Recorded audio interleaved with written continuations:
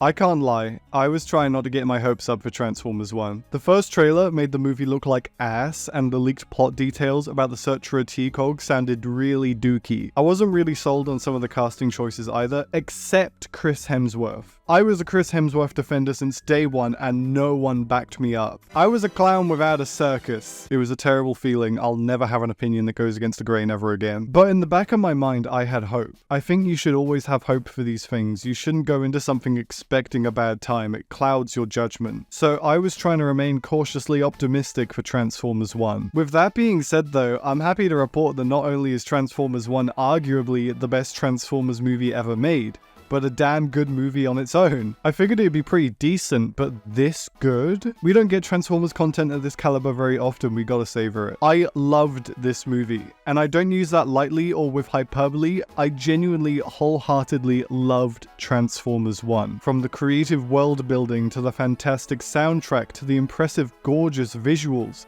this movie is kinda peak. It was everything I hoped it would be and more. Going into it, I was really worried how the split and eventual decay of Orion Pax and D16's relationship would be handled. I was biting my nails thinking it'd be a typical kids movie thing where like, there's a misunderstanding and it makes them become enemies or something. This movie is built around this fallout working, and thankfully it really does work. The movie knows that you know they're going to be having a catfight by the end, so it has to make you not want it to happen. It's handled so well, and with such gravitas and boldness for what is meant to be a family movie. Orion's rise into a figure of hope contrasted with D16's slow descent into corruption is painful at times. By the time you reach that point in the movie, that crucial moment where D16 finally crosses the line and becomes completely irredeemable, you're begging for somebody to step in and show him the light. The movie is a battle of ideologies, a clash of worldviews that comes to a head in a tragic way. The breakup between Optimus Prime and Megatron is genuinely heartbreaking. If this didn't work, the movie might have been dog shit, but it works so well that I actually threw myself at the screen begging D16 to be nicer, and they had to escort me out of the theater as I loudly tried to explain to everybody that Megatron can still be redeemed.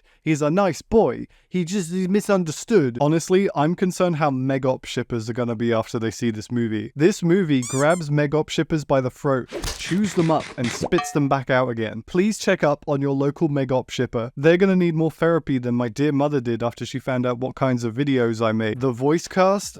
Fantastic. Everybody's giving it their all. Nobody feels like they're phoning it in. Chris Hemsworth isn't doing a Chris Hemsworth voice. He's not playing Peter Cullen.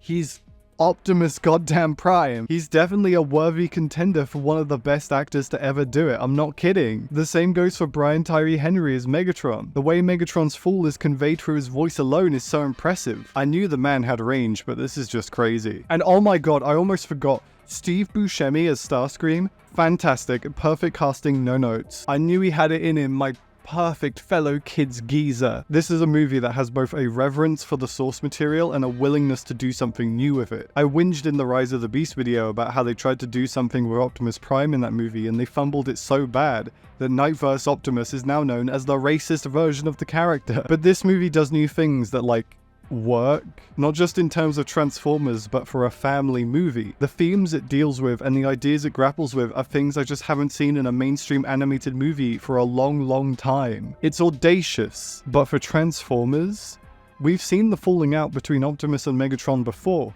but never in this manner, with such focus. This might be the best Orion Pax has ever been, but I don't think there's a lot of competition for that title. I'm Orion Pax. I believe Cybertron is a real place. This movie has convinced me. The world feels tangible. It feels like a place with its own rules and history and people. It isn't just a backdrop for the story. Cybertron is as much a character in the movie as any of the main cast. It's drop dead gorgeous, and anybody who said the faces look weird is either lying or stupid, or just has no whimsy in their heart. My only real gripes with this movie are a couple little story beats that I'm not like 100% sure about. Like obviously I'm not gonna spoil it, but there's a couple moments where I was like, wait, what? But again, they weren't enough to really ruin the movie. I wasn't fully on board with Bumblebee either, or B127, whatever. Out of the main four, he felt like he didn't really have a lot going on. Like, he's just a very standard comic relief character that's sort of funny but doesn't have a stake in anything that's happening. But those thoughts might change after a rewatch, I don't know. I want to give a big ol' thank you to the TF Wiki for giving me the chance to see this movie early. Even if the city of London is a wretched, awful place that nobody should ever live in, let alone visit, I was very grateful for the opportunity to see this movie. Me and Common and Cam had a great time and met some really cool people. I didn't get any pictures, so you're just gonna have to take my word for it that I bumped into Few Adams,